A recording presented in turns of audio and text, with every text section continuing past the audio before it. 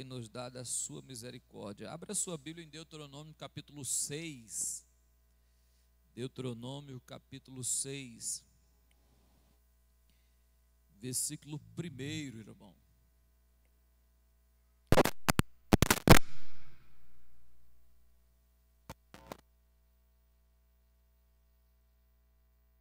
Amém? Deuteronômio capítulo 6, versículo 1 diz assim: Estes são, pois, os mandamentos, estes, pois, são os mandamentos, os estatutos e os juízos que mandou o Senhor vosso Deus para vos ensinar, e para que os fizesseis na terra a que passais a possuir. Amém? Podeis assentar, irmão. Sou grato a Deus por mais uma oportunidade, faltando muita gente, porque teve reunião ontem, né? Aí quem vem na reunião, rumo uma pequena desculpa para não vir no culto de terça. Mas o importante é que você veio, né? Quantos veio aprender a palavra de Deus? Em nome de Jesus, permanece com a sua Bíblia aberta no capítulo 6 de Deuteronômio. Nós só vamos analisar este capítulo, amém? E eu quero que você aprenda ou guarde o que está escrito na palavra de Deus. O livro de Deuteronômio, escrito por Moisés, me parece que até o capítulo 28, o último capítulo que ele não escreveu, não é ele. E o povo de Israel já estava na beira do rio Jordão, para atravessar o Jordão, para entrar na terra prometida. A nação que estava ali não era a nação que saiu de Israel. A que estava ali era a nação que havia nascido no deserto, ou que na época que saiu de Israel ainda era criança. Então, a nação que saiu de Israel, a nação adulta, para a guerra, morreram todos no deserto, e a nação que agora estava na beira do Jordão, acampado, para atravessar o Jordão, era a nação que havia nascido no deserto, e a nação que era criança quando tinha saído do Egito, Por isso, Moisés, o livro de Deuteronômio, Moisés faz uma repetição dos mandamentos e de toda a lei que ele havia ensinado, durante o tempo da estadia no deserto. Ele faz uma repetição ou uma recapitular, para que esse povo agora jovem, que havia nascido no deserto e ainda não conhecia ou aprendeu muito pouco da lei, na beira do rio Jordão, o Moisés faz com que eles entendam. Quero que você observe neste capítulo 3 questões básicas para o povo que estava adentrando a terra da promessa, ou a terra que manava leite e mel, que serve para mim e para você, que para que eu possa conquistar alguma coisa, eu preciso obedecer a palavra. Para que eu possa, depois que conquistar, prosperar, eu preciso obedecer a palavra. Para que aquilo que eu conquiste e que Deus me faz prosperar permaneça, eu preciso obedecer a palavra. Então, Moisés dá esse ensino e mostra ao povo que agora iria conquistar a terra prometida, que eles dependiam totalmente da obediência. E que sem a obediência, eles se perderiam na terra que mana leite e mel, e depois ia perder a terra conquistada. E todo o livro de Deuteronômio, você vê Moisés falar e repetir a lei e explicar que se eles não forem obedientes, eles irão entrar na terra, mas depois irão perder a terra. Então eles tinham a dependência da presença contínua de Deus para que eles prosperassem. Mas para que a presença de Deus continuasse com eles, era necessário eles guardar os mandamentos. Amém?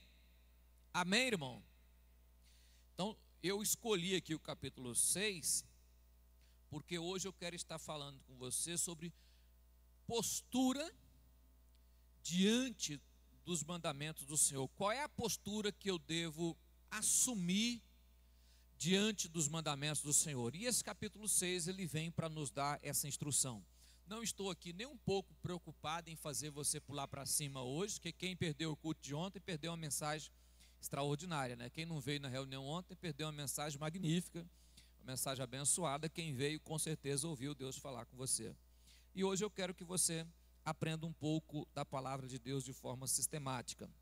Então, do versículo 1 ao versículo 5, ele fala o tempo todo para que Israel obedeça. Versículo 2 ele diz: para que temas o Senhor teu Deus, guarde os seus estatutos, todos os seus estatutos e mandamentos, que eu te ordeno,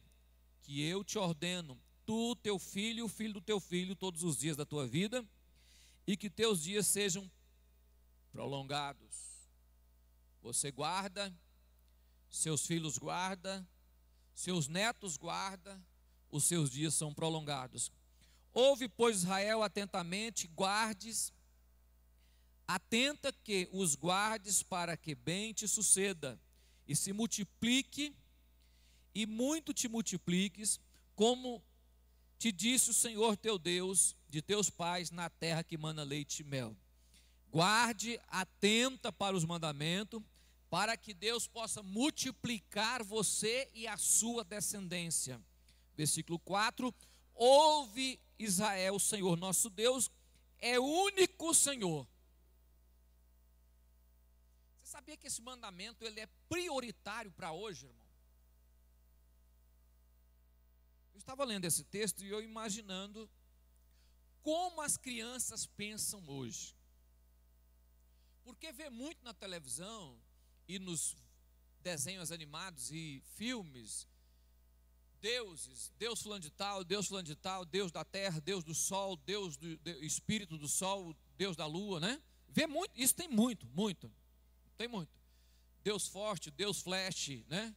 E assim vai falando, Deus das florestas, os deuses dos 4 elementos.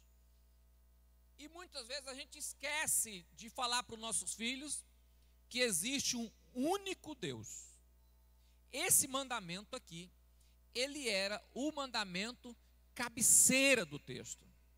O Senhor teu Deus é o único Deus. Não pense em outro, não faça outro, não pinta outro, não construa outro, não desenhe outro, não proste diante de outro, não adore a outro, porque o dia que fizer isto, vocês serão derrotados. Carregarão sobre si maldição. Então, esse mandamento, o Senhor teu Deus, é o único Deus, deve ser prioritário na hora de ensinar os nossos filhos. Experimenta chegar no seu filho hoje e perguntar: meu filho, existe quantos deuses? E depois você me fala. Versículo 5: amarás o Senhor teu Deus de todo o coração, de toda a tua alma, de todo o teu poder. Essa primeira seção do texto fala o tempo todo de submissão. Esse versículo 5, ele está dizendo da completude.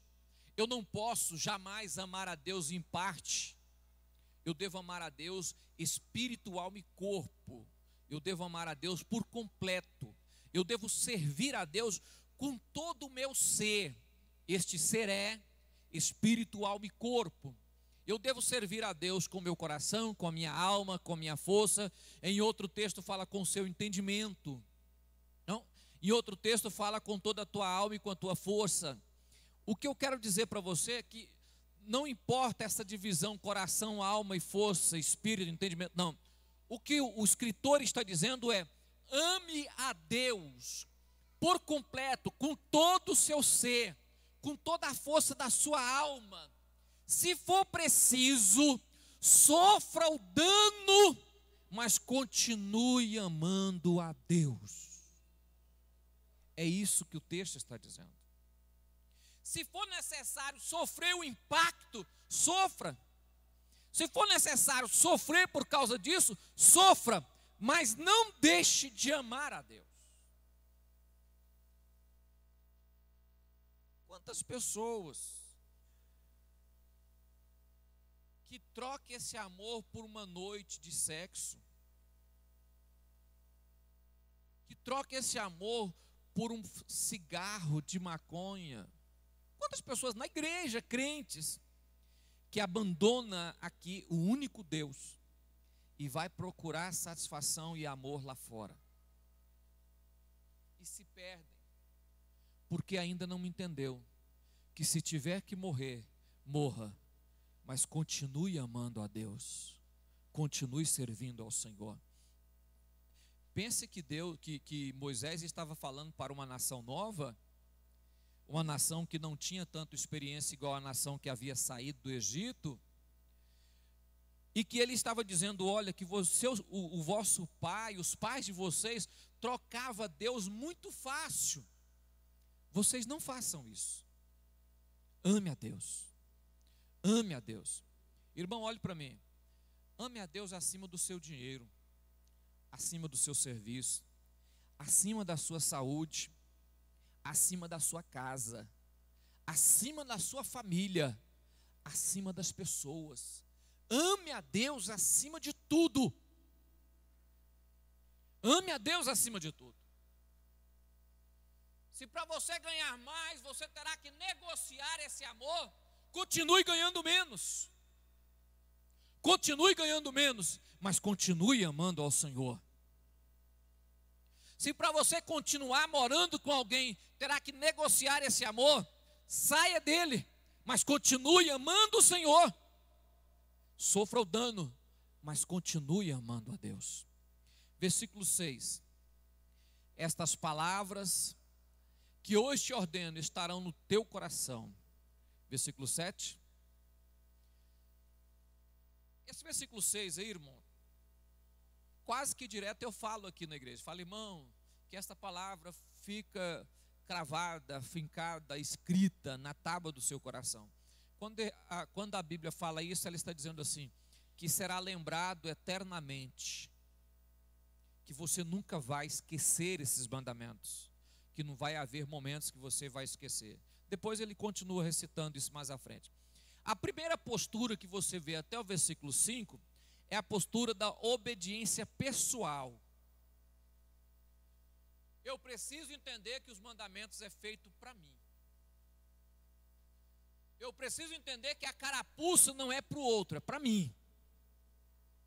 Oh, como eu queria que o meu esposo ou a minha esposa fizesse isso ou atendesse a isso na igreja. Não, eu devo fazer isso. Os mandamentos é para mim. Eu devo obedecer estatutos e juízos e mandamentos. Eu devo fazer isso. Do versículo 6 adiante, ele muda a postura. Ele coloca a postura o seguinte, ó, grave no seu coração os mandamentos, porém, ensina-as. Qual é a postura? Assume a postura do discipulado, da transmissão. Pega a palavra de Deus, inculca ela no seu filho. O que era inculcar, irmão? Ensinarás a teus filhos, e dela falarás assentado na tua casa, andando pelo caminho, deitando e levantando-te. Em outra tradução, a palavra ensinar aí, ela vem intimarás, que está no meu texto, em outro texto vem inculcarás. Ou seja, faça com que a criança grave isso. É por isso que o texto aqui usa um ensino que vem lá do tempo dos filósofos, que para ensinar qualquer coisa a alguém no sentido de ensino, cultura, a repetição é uma das artes poderosas. A, E, I, O, U. Fala de novo. A, E, I, O, U. Fala de novo. Não é isso que faz com as crianças?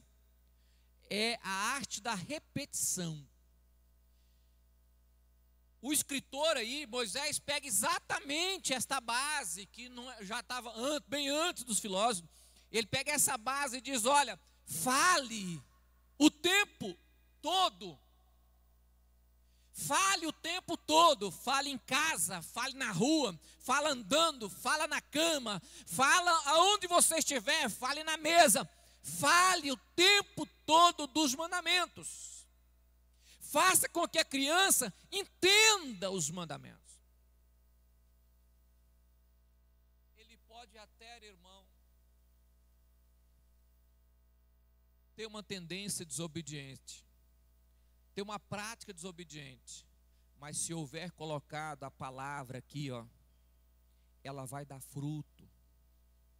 Porque quando ele estiver sozinho na sua cama, o Espírito Santo vai falar com ele através da palavra que está gravada no coração dele.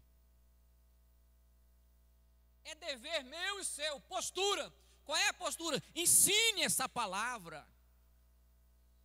Não ensina ela, irmão, como se você estivesse ensinando um monte de regras. Não ensine ela como se você estivesse apontando o dedo para outra pessoa.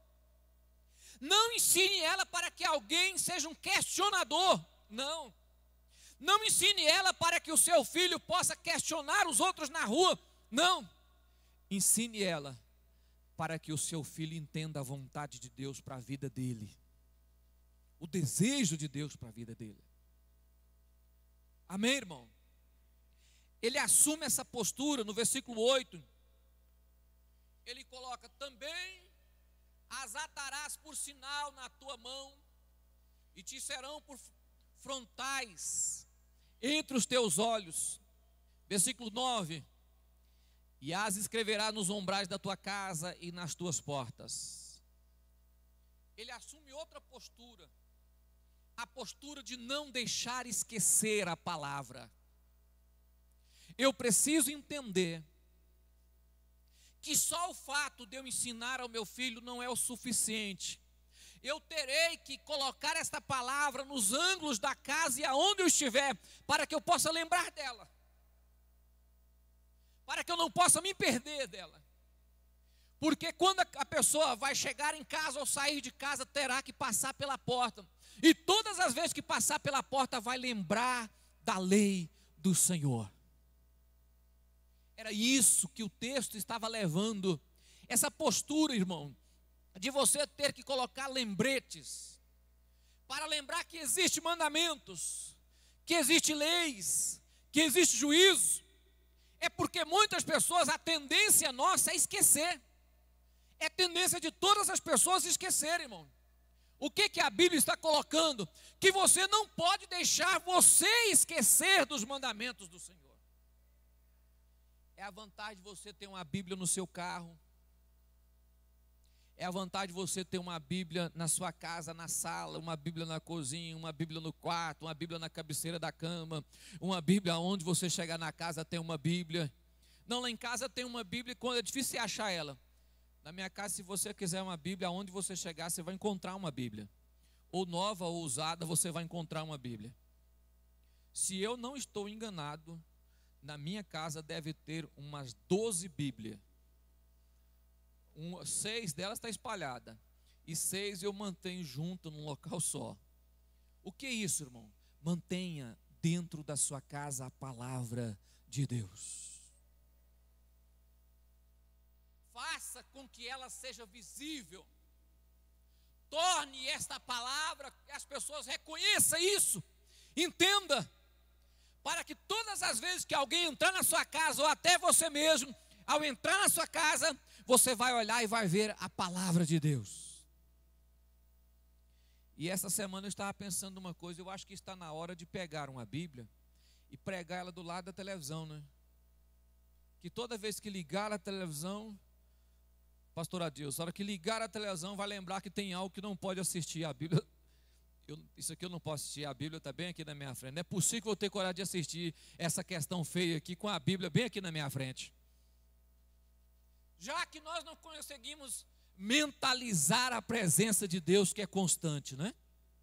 Amém? Amém, irmão? Versículo de número 10. Quando, pois, o Senhor teu Deus te introduzir na terra que jurou teus pais, Abraão, Isaque e Jacó, que te daria com grandes e boas cidades que tu não edificaste, versículo 11, casa cheia de todo o bem que tu não enchestes, e poços cavados que tu não cavastes, vinhas e olivais que tu não plantaste, e comerdes e te fartares, versículo 12, guarda-te, que não te esqueça do Senhor, que te tirou da terra do Egito, da casa da servidão. Sabe o que ele está dizendo, irmão? Quando você sossegar, quando a bênção estiver sobre a sua vida, quando tudo estiver bem, o banco tem dinheiro, o celeiro está cheio, né? O serviço ótimo, a vida está uma bênção, não me esqueça do que Deus tem feito por você até esse momento. Para que você não se esqueça disso.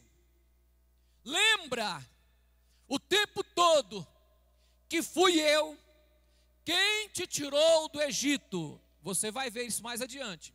Mas agora eu quero ler um texto com você que está rapidinho. Eu lembrei dele aqui, vamos ler ele. Deuteronômio 32, irmão. Deixa eu ver aqui. Não, 28. Deixa eu ver aqui. Só para você ver que texto que dá certinho com esta mensagem aqui agora. Não, 32, 15. Deuteronômio 32, 15. Presta atenção nesse texto, irmão. Olha lá, irmão, olha que maravilha esse texto. Engordando-se Gessurum, deu coices. Engordaste-te, engrossaste-te, e de gordura te cobristes, e deixou que o desprezou a rocha da sua. A palavra Gessurum aí é os judeus, Jerusalém.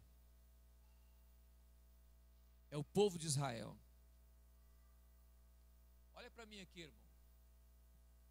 Foi só você melhorar, foi só as coisas tomar outro rumo, foi só você olhar e a casa está pronta. Quando você percebeu que agora o dinheiro estava entrando mais, você agora dá coice. Você sabia que eu já vi isso aqui demais na igreja, irmão? Do tempo que eu tenho de ministério, eu já vi isso aqui, esse versículo cumprir várias vezes. O camarada chega na igreja arrebentado, irmão, estourado, devendo, ruim, quase separado da esposa, doente. Aí Jesus cura, melhora a vida financeira, dá uma casa. Aí o pastor vai lá na casa e fala: tudo bem, irmão, tudo bem. Como é que tá as coisas? Tá bom. Irmão, você sumiu, vai pouco na igreja. Ai, pastor, agora eu tenho que fazer. Eu estou tendo muita coisa para fazer. Aí você chega e sente o coice. Antigamente você era desempregado, né? Agora está empregado, né?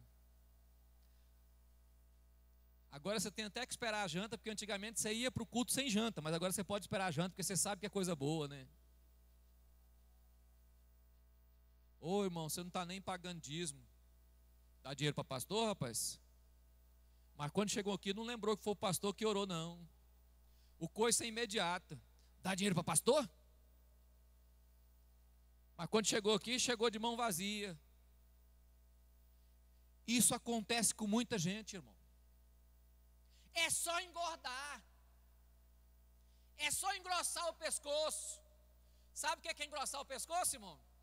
Meu pai falava o seguinte, que quando o filho homem engrossa o pescoço, está na hora dele comprar uma casa para ele. Sabe o que é isso? É quando ele acha que já manda. Olha o que a Bíblia diz: engordou o Gessurum, deu coice, engordaste, engrossaste-te. Não é o corpo não, é o pescoço mesmo. Já acha que manda. E lá no capítulo 6, ele está dizendo isso. Ele está dizendo, olha, versículo 12, guarda-te que não te esqueça. Não te esqueça quem te tirou do Egito. Nunca esqueça onde você estava quando a poderosa mão do Senhor alcançou a sua vida. Nunca esqueça que o teu Deus, quando você estava na miséria, o teu Deus desceu do seu trono e foi lá na miséria falar com você, para tirar você de onde estava, da casa da servidão. Não te esqueça disso. Lembra que foi Deus. Que postura é essa, irmão? Aquela postura humilde. Deus fez. Eu me lembro de um camarada uma vez, irmão, que eu não vou falar o nome dele. O camarada, eu dirigi uma igreja e o camarada estava lascado da vida. Eu cheguei lá, ele já era obreiro, lascado. Tinha passado um problema, um perrengue. E o trem estava difícil para ele, lascado, devendo. E eu, oração mais ele. Sabe que hora que eu orava mais ele? Das 3 às 6 da manhã. Para Deus abençoar o obreiro. Deus dá graça. E Deus deu. O cara comprou chácara, construiu uma casa, construiu piscina, sumiu da igreja. Não, pastor, porque agora eu tenho que dar assistência lá na chácara, porque final de semana eu tenho que ir para lá. E não te esqueça quem te tirou do Egito. Uma coisa que nós precisamos aprender, a postura que eu assumo diante da palavra de Deus. Eu sempre vou lembrar que ai de mim se não fosse o Senhor com a sua poderosa misericórdia, infinita misericórdia e amor, tivesse estendido as mãos aonde eu estava e ter me tirado de lá, hoje eu estaria na sepultura, mas Deus olhou para mim, teve misericórdia e me tirou de lá. Versículo 13. Ao Senhor teu Deus temerás, e a Ele servirás, e pelo seu nome jurarás. Versículo 14.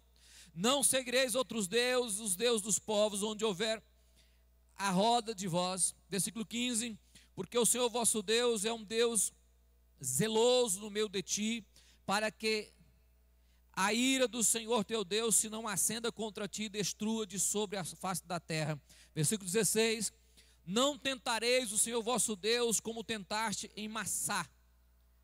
Aí ele está falando da nação, do povo, dos pais daqueles que estavam ali. Olha, vocês não ousem tentar a Deus, porque o dia que vocês tentarem a Ele, Ele vos destruirá. Versículo 17. Diligentemente guardeis os mandamentos do Senhor, como também os seus testemunhos, os seus estatutos, que hoje tem mandado. 18. E farás o que é reto e bons aos olhos do Senhor, para que bem suceda, e entres e possua a terra, e sobre a qual o Senhor jurou teus pais, para que lance fora todos os teus inimigos diante de ti, e com o Senhor, como o Senhor tem dito. 20. Quando o teu filho te perguntar no futuro, do versículo 12 adiante, ele diz, presta atenção, a postura, presta atenção, que se vocês não andar corretamente, Deus não vos abençoará na terra. Aí quando chega no versículo 20, a postura que ele vai assumir agora é uma postura diferente. Moisés fala com eles assim, olha, quando o teu filho te perguntar no futuro, dizendo o que significa esse testemunho, estatuto, juízo do nosso Deus, que o nosso Deus vos ordenou, Quando o seu filho te perguntar por que esses mandamentos, essas questões, essas coisas. Já viu aquela criança que você tem em casa que vira para você e fala: não, pai, esse negócio aí era lá na igreja do passado. A igreja de hoje, os crentes de hoje não fazem isso que o senhor está falando, não. Nós estamos numa época nova. A época é nova, mas a palavra é velha. A época é nova, mas a palavra vem há mais de 2000 anos. A época é nova, tá certo, mas a palavra se encaixa na época nova com moral, com bons costumes, com doutrina, com juízos, com mandamentos, com a verdade. A época é nova. Quando o teu filho te perguntar, você vai responder o seguinte, ó a resposta. Então dirás ao teu filho: éramos servos de Faraó no Egito, porém o Senhor nos tirou com a mão, nos tirou com mão forte. Versículo de número 22, o Senhor fez sinais grandes, penosas maravilhas no Egito, Faraó e toda a sua casa, aos nossos olhos, dali nos tirou para nos levar e nos dar uma terra que jurou aos nossos pais. E o Senhor nos ordenou que fizéssemos todos estes estatutos e temêssemos. Quando os teus filhos questionar, diga para ele: olha, meu filho, só eu sei de onde Deus me tirou. Só eu sei o quanto Deus cuidou de mim em toda essa jornada até aqui.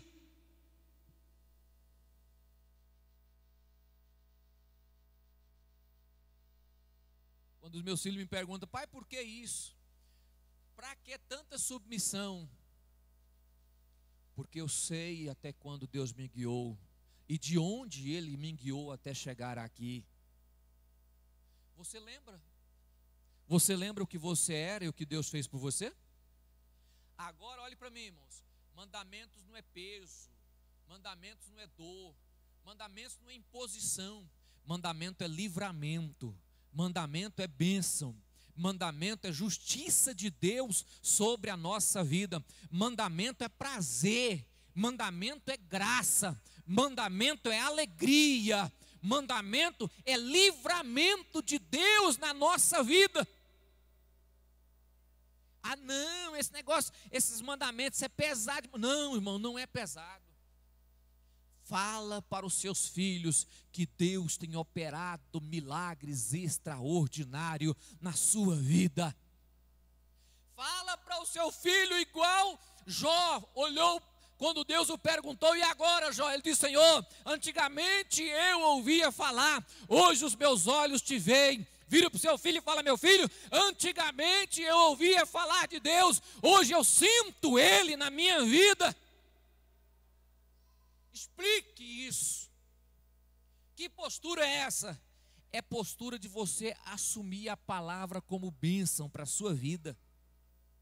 Porque tem pessoas que anunciam a palavra como se fosse um peso, uma dificuldade, uma angústia. É algo pesado demais, não dá para carregar. É tanto mandamento que não tem como nem viver.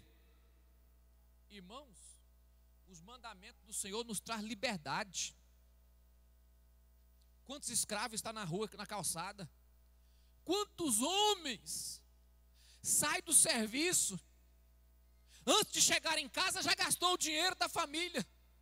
Quantos pais de família, o filho pede leite, é dia 6, recebeu, é escravo. Aí o mandamento para nós é o quê? Bênção de Deus. Porque nós chegamos no final do mês, estamos bem. A mão de Deus é sobre a nossa vida. Como que você olha para a palavra? De que forma você vê os mandamentos? Eu vejo como liberdade. Liberdade. Hoje eu tenho liberdade. Porque hoje o diabo não determina o que eu faço, ou o que eu devo fazer da minha vida. Não determina onde eu devo gastar o meu dinheiro. Não. Hoje eu tenho liberdade, porque o meu Deus me resgatou e me deu liberdade. E os mandamentos do Senhor me ensinam a caminhar na liberdade para não voltar a ser escravo. Israel não aprendeu, mas se você aprender a caminhar na liberdade que Deus tem te dado da palavra, você nunca mais será escravo.